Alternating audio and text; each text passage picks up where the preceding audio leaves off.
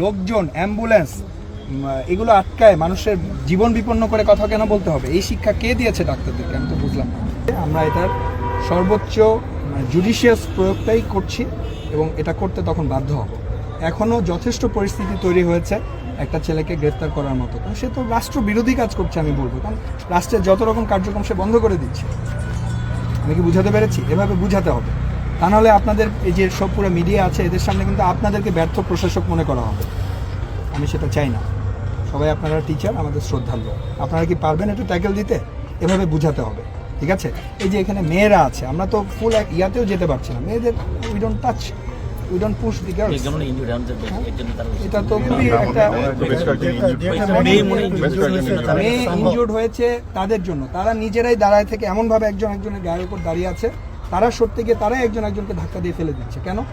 একটা মেয়েকে কেন রাস্তার সামনে দাঁড় করাতে হবে? আমি আমার দাবি আদায় করতে চাইলে আমি ছেলে আসবো, মেয়েকে কেন আমি এখন রাস্তার ওখানে দাঁড় করায় দিব? সে তো ধাক্কা খেয়ে পড়ে গেলে তার দায়িত্ব কে নিবে? হ্যাঁ, ছেলে হিসেবে তো তার দায়িত্ব তার বোনকে প্রোটেক্ট করা। যাই হোক, আপনারা কি পারবেন ট্যাকেল দিতে? আমাদের একটা কি রিকোয়েস্ট বলেন?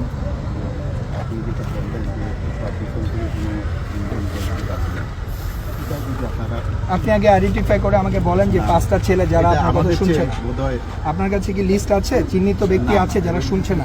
বলতে পারবো না, এটা এই জন্যই আমি আপনি বলতেছি, আপনারা যদি কোনো কিছু ইনফরমেশন পান সেটা আমাদের বিষয়, এটা তো এটার সাথে আপনাদের কাজ আপনারা করেন। আমরা আমাদের দিক থেকে চেষ্টা করতেছি, হ্যাঁ, তাদেরকে আরও বোঝানোর চেষ্টা করতেছি, আমাদের সব টিচাররা বোঝানোর চেষ্টা করবে। আর আজকে যে কিছু আমাদের ছেলেমেয়েরা ইনজুর্ড হয়েছে, হ্যাঁ, তারা তো আসলে চিন্তা করছে তারা একটা দাবি আদায়ের জন্য গেছে, হ্যাঁ, তারা তাদের কথা চিন্তা করতেছে। আমরা দাবি আদায় করতে গেছি, ভালো একটা কাজের জন্য গেছি, কিন্তু আমরা ইনজুর্ড হয়ে গেলাম।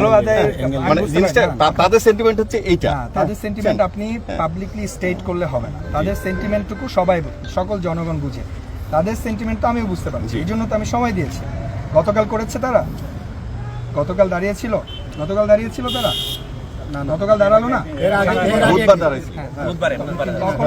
তখন সেনাবাহিনী এসেছিল? আসেনি, আমরা দূর থেকে দেখেছি, কারণ শান্তিপূর্ণ ছিল। দাঁড়াও, এখানে দাঁড়াও, রাস্তার দুই পাশে দাঁড়াও। মিডিয়ার সাথে আমরাও আজকেও তাই মনে করছি, ওরা শান্তিপূর্ণভাবেই থাকবে। মিডিয়ার সাথে কথা বলতে চাইলে মিডিয়ার সাথে কথা বলবে, এখানে সকল মিডিয়ার ভাইরা আছে। অ্যাটেনশন যেটা গ্র্যাব করার করছে, এখানে না কেন? আমি যে এখন কথা বলছি মিডিয়া অ্যাটেনশন পাচ্ছে না, তাহলে ওরা এখানে দাঁড়ায় কথা বলতে কি সমস্যা? লোকজন, অ্যাম্বুলেন্স এগুলো আটকায় মানুষের জীবন বিপন্ন করে কথা কেন বলতে হবে? এই শিক্ষা কে দিয়েছে ডাক্তারদেরকে? আমি তো বুঝলাম না। আমি কি বুঝাতে পেরেছি?